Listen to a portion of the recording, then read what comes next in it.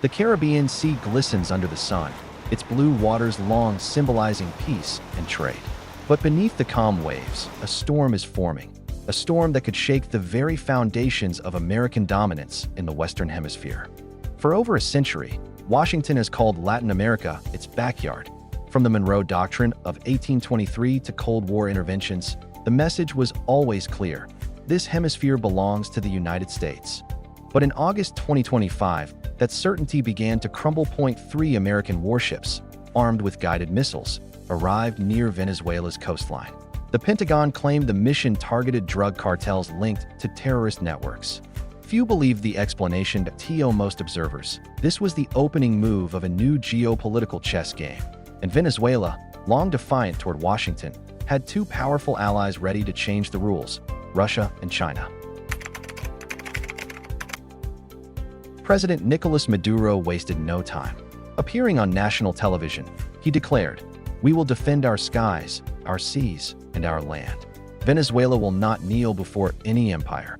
But behind the scenes, Maduro knew speeches alone could not deter Washington. Caracas quickly reached out to its allies. Moscow, with decades of military cooperation, weapons sales, and intelligence sharing. Beijing, with billions invested in oil, mining, and infrastructure projects across Venezuela. Within days, Russian military advisors and cargo planes landed in Caracas. Chinese trade envoys announced new multi-billion-dollar investments. For the first time in decades, the U.S. faced a united front in its own hemisphere. Then came the images that shocked the world.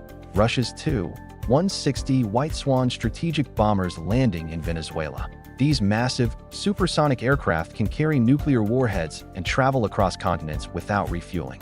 They are symbols of Russian military might, long associated with the Cold War. Moscow had sent bombers before, in 2008, 2013, and 2018, but those were symbolic visits. This time, with U.S. warships just miles from Venezuela's coast, it felt like a direct warning. Strike Venezuela, and you risk striking Russia. For many, the scene echoed the Cuban Missile Crisis of 1962, when the world came within a heartbeat of nuclear war.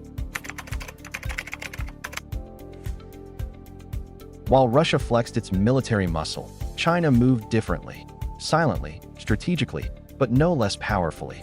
Beijing signed a 20-year energy and infrastructure deal with Caracas. By 2026, Venezuela's oil exports to China are expected to increase fivefold, from 12,000 barrels per day to 60,000. But the deal goes beyond oil. New ports are under construction along Venezuela's Caribbean coast. Highways and railroads are being built to connect oil fields and mining regions to global markets. Telecommunication networks are expanding, powered by Chinese technology. This is part of Beijing's Belt and Road Initiative, extending its influence into the Western Hemisphere, America's backyard. While Washington threatens sanctions, Beijing offers cash, infrastructure, and trade.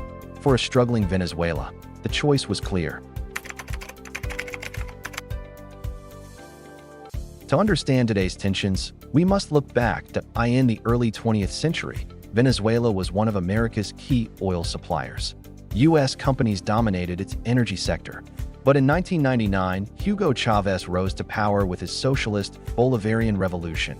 Accusing Washington of economic imperialism and plotting coups, the United States responded with sanctions targeting Venezuela's oil exports, political isolation, labeling its elections illegitimate, support for opposition leaders, even recognizing an interim president. In 2019, yet despite all this, Chavez survived until his death in 2013, and his successor Maduro continues to rule in 2025. Now, with Russia and China openly backing Caracas, Washington's decades-long strategy seems to be collapsing. Across Latin America, reactions are mixed. Cuba and Nicaragua quickly supported Venezuela, viewing this as resistance to U.S. hegemony. Brazil and Colombia, U.S. allies, expressed concern about militarization so close to their borders. Regional organizations like the OAS called for dialogue and restraint, fearing the Caribbean could become another Ukraine.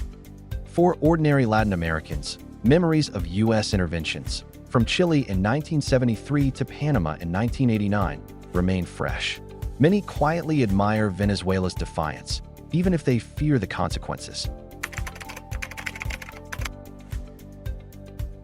For Russia, this confrontation offers a chance for payback. Washington arms Ukraine, expands NATO, and imposes crushing sanctions on Moscow. By deploying bombers to Venezuela, Russia brings the pressure to America's doorstep. For China, the motives are more strategic than emotional.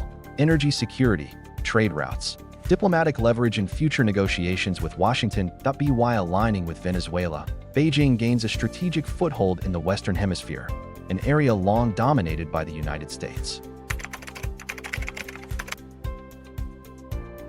Inside the White House, debates rage over how to respond. Three options dominate the discussion: escalate militarily, send more warships, create a no-fly zone, show strength, tighten economic sanctions, target Venezuelan oil, Chinese companies, and Russian banks, seek quiet diplomacy, avoid a confrontation that could spiral beyond control. So far, Washington has chosen sanctions and warnings.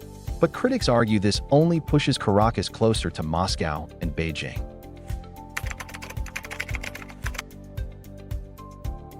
The sight of Russian bombers, Chinese engineers, and American warships operating in the same waters revives memories of the Cold War. But this time, the chessboard is more complex.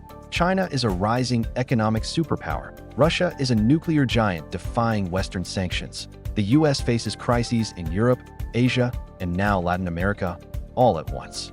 Analysts warn the world is entering a new era of great power competition, where every regional conflict risks triggering a global chain reaction. For Maduro, this confrontation carries great risks, but also offers political rewards. At home, he portrays himself as a leader bold enough to challenge the United States, strengthening national pride. Economically, investments from China and weapons from Russia provide a lifeline after years of sanctions. But danger always lurks. A single incident, a clash at sea, a military accident, could ignite a crisis spiraling out of control. Will this storm fade away or mark the beginning of a new global confrontation?